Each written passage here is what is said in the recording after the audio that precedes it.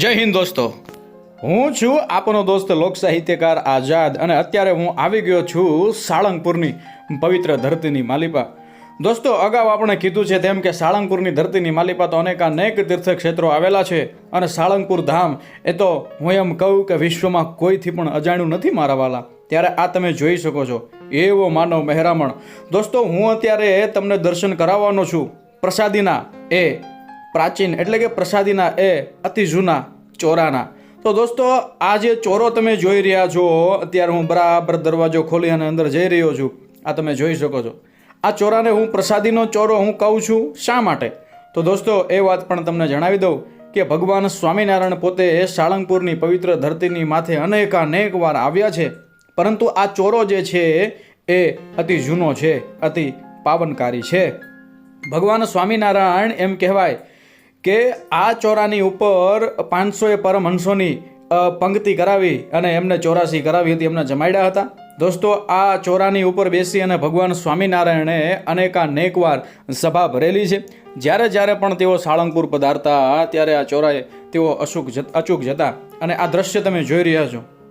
અત્યારે પણ ભગવાન જે છે એ અહીંયા સ્થાપિત છે, મતલબ કે અહીંયા તમે દર્શન કરી શકો છો. દોસ્તો, સાળંગપુરની માલિપા તમે જ્યારે પણ દર્શન કરવાને માટે આવો ત્યારે આ પ્રસાદી ભૂત ચોરાના દર્શન કરવા માટે તમે અચૂક આવજો.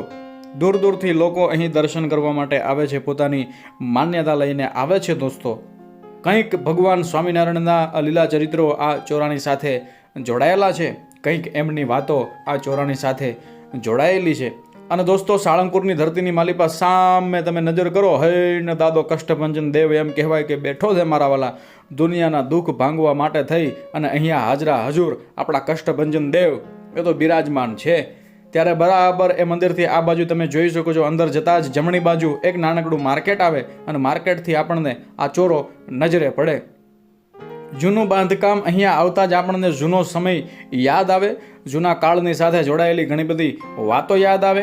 આ ચોરાની થાંભલી, આ ચોરાની દિવાલ કે આ ચોરાની એક બારી, એક વસ્તુ એમ કહેવાય કે પરમ પવિત્ર અને પ્રસાદીની છે. દોસ્તો, અહીંયા આવતા જ આપણે પાવન થઈએ, આપણું કલ્યાણ થાય. વાહ ભાઈ વાહ.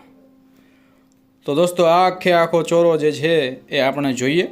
આખા ચોરાના હું તમને દર્શન કરાવીશ અને હવે હું આગળ વધી રહ્યો છું. દોસ્તો, આખો એક પ્રદક્ષિણાનો પટ્ટ જેમ એટલે કે આખી પ્રદક્ષિણા ફરીશ આ ચોરાની અને આખો ચોરો હું તમને દેખાડીશ.